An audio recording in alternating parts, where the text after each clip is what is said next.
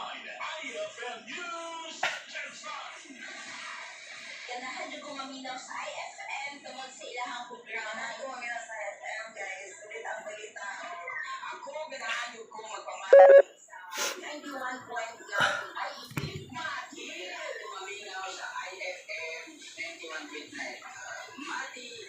Number 1 sa balita, number 1 sa musika, number 1 sa drama, number 1 sa public service.